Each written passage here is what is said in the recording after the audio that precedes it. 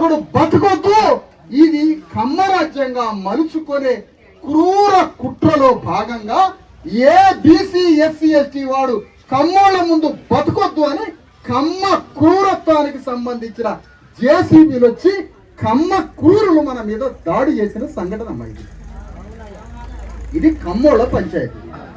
అయితే ఈ కమ్మాయనకి వారు సిపిఎమ్మా, వారు సిపిఐయా, వారు ఎంఎల్ పార్టీయా, వారు తెలుగుదేశమా, వారికి ఎన్ని కాదమ్మా, వారి కమ్మరాజ్యం ఉన్నదా లేదా? వారి కమ్మరాజ్యంలో ఇందులో బాధితులంతా కమ్ముళ్ళే ఉండరు అనుకోండి, మీరంతా అమరావతి అంత ఉద్యమం చేసేటోళ్ళమ్మా.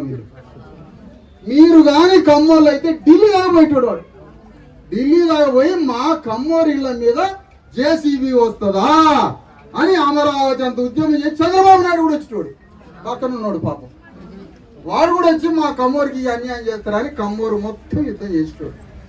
ఇవాళమ్మా అక్కడక్కడ బీసీఎస్సీ ఎస్టీ నాయకులు, ఒక ఉద్యమానికి సంబంధించిన ఆర్తి కలిగిన వాళ్ళు వస్తారు. ఇలా సిపిఎం పార్టీ తమ్మినేని వీరభద్రం మన కోసం ఎందుకు యుద్ధం చేయడం లేదు, ఇది మొట్టమొదటి. ఒక ఎంఎల్ పార్టీ మన తరఫున యుద్ధాన్ని ఎందుకు మొదలు పెట్టడం? నేను తప్పు పట్టట్లేదమ్మా, నేను అసలు తప్పు పట్టట్లేదు. ఈ భూమి మనదే, 100% మనదే. ఎవడన్నా భూమి వీళ్ళది కాదు అంటే రుజువుల తర్వాత రుజువులతో ఎవడైనా ప్రపంచం ముందు వాదించడానికి నడి రోడ్డు మీదకి రండి, వాడు గల్లబట్టి భూమి మాదని మీ రుజువులతో వాళ్ళ ముందు సమర్పిస్తారు.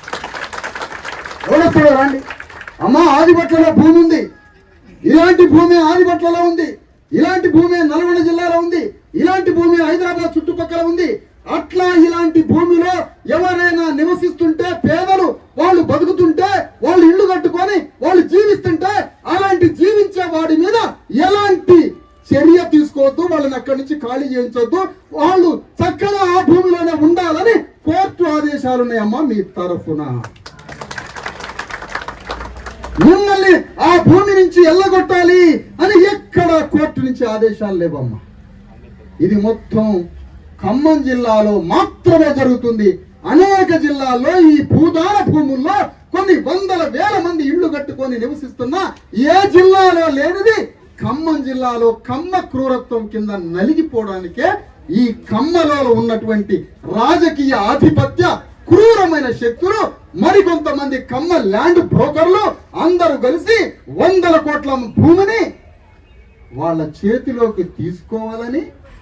ఇంకో విషయం, కమ్మోరుకుండే గొప్ప గుణం ఏంటంటే ఆ ఆస్తి వాళ్ళు తీసుకోవడంతో పాటే కాదమ్మా, వారికి ఇంకో కోరిక ఏంటంటే ఈ భూమిలో కమ్మలు తప్ప ఇంకోటి బతకొద్దనే కోరిక వాళ్ళకి.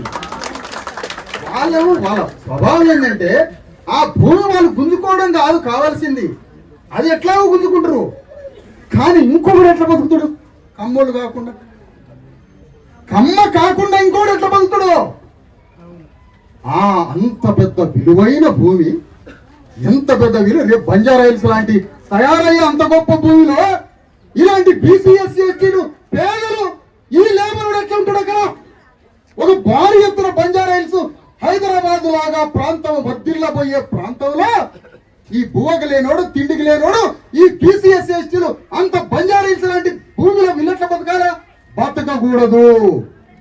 కమ్మలు కట్టుకోబోయే రాజ్యం ముందు ఇలాంటి బీసీఎస్సీ ఎస్టీలు అక్కడ బతకకూడదు అన్న గుండెల్లో వచ్చిన విషపు ఆలోచనతో కమ్మవారంతా కలిసి కమ్మ రాజ్యాన్ని నిర్మించుకునే దాంట్లో భాగంగానే ఆ క్రూర కమ్మ జేసీబీలు వచ్చి మన మీద వచ్చినాయి. లెనిన్ ఏమంటాడంటే అమ్మా, లెనిన్ అనే మహనీయుడు ఏమంటాడంటే, దోపిడీ చేసేవాడికి ప్రభుత్వం ఒక ఆయుధం అట. దోపిడీ చేసేవాడికి ఒక ఆయుధం ప్రభుత్వం అయి కూర్చుంది. ప్రభుత్వం అయి కూర్చొని కలెక్టర్లని, రెవెన్యూల్ని, పోలీసుల్ని, సమస్తాన్ని సాధనంగా మార్చుకొని ఈ సాధనాల్ని మనం ఇంటికి పంపించారు. నేనేమంటానంటే, నేను ఏ పార్టీని తప్పు పట్టట్లేదు, ఓకే తప్పు పట్టట్లేదు. ఇక్కడ నేను మీకు చెప్పేది ఏంటమ్మా, 2-3 విషయాలు చెప్తున్నా. ఆవేశపడొద్దు. మన ఆవేశమే మన కొంపలు ముసుకున్నాయి ఇప్పటిదాకా. మన ఆవేశాలే మన కొంప. కమ్మాయిని చూడండి, మనిషి చచ్చినా బతికినా అట్లే ఉంటాడు. కమ్మాయి ఏమి తెలియదు, అట్లే ఉంటాడు. మనకి పీరు కలిగినా అట్లే ఉంటాడు, ఇంట్లో పెళ్లి జరిగినా అంతే ఉంటుంది. అట్లుండాలి. మనకు ఒకటే ఆవేశం, ఒకటే మొత్తుకోవడం, అరవడం, సంబరాలు కానీ అవన్నీ పక్కన పెట్టి మెదడికి ఆలోచన పెడతాం. నేనేమంటున్నానంటే అమ్మా, ఇక్కడికి అనేక పార్టీలు వచ్చినాయి. నేను సిపిఎంని తప్పు పట్టట్లే. వీరభద్రం గారు కావచ్చు, ఈ జిల్లా కార్యదర్శి కావచ్చు, సిపిఎం పార్టీ రాష్ట్ర కమిటీ కావచ్చు, జిల్లా కమిటీ కావచ్చు, ఎంఎల్ పార్టీ రాష్ట్ర కమిటీ కావచ్చు, జిల్లా కమిటీ కావచ్చు, సిపిఐ పార్టీ 100 సంవత్సరాల స్వీయ సమాధి తవ్వుకున్న సిపిఐ పార్టీ అవునో కాదో తెలియదు కానీ సిపిఐ పార్టీ కావచ్చు, మొత్తం కమ్యూనిస్ట్ పార్టీలు 70 ఏళ్ల నుంచి ఉద్యమాలు ఉంటాయి. నిజంగా మీరు ఉద్యమాలు చేసి ఉన్నట్లయితే సంతోషమే.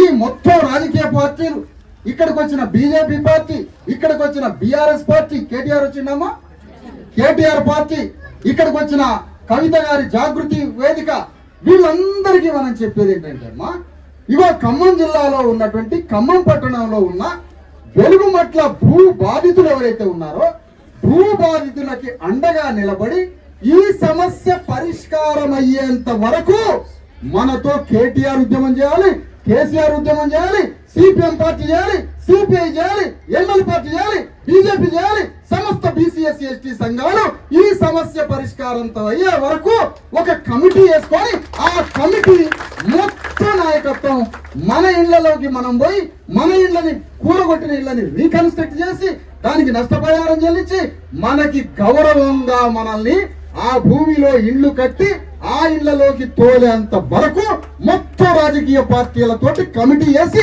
ఆ కమిటీతో పోరాటం చేయాలి.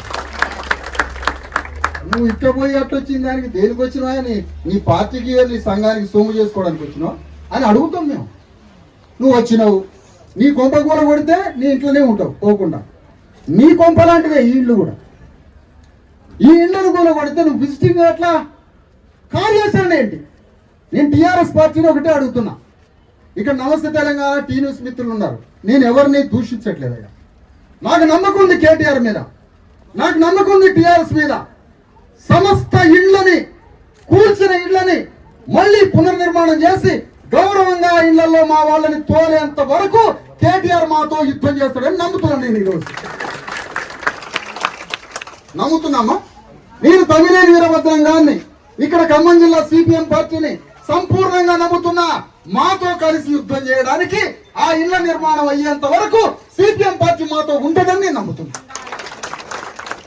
సిపిఐ పార్టీ ఉంటుందని నమ్ముతున్నా, ఎంఎల్ పార్టీ ఉంటుందని నమ్ముతున్నా. తెలుగుదేశం పార్టీ ఇక్కడ ఏమనుంటే ఇది కమ్మరాజ్యం కాబట్టి వాళ్ళు తెలుగుదేశం పార్టీ ఖచ్చితంగా ఉంటుంది, ఇక్కడ వాళ్ళు వస్తారని నేను నమ్ముతున్నా. నేను ఖమ్మ అని ఎందుకు అంటున్నానంటే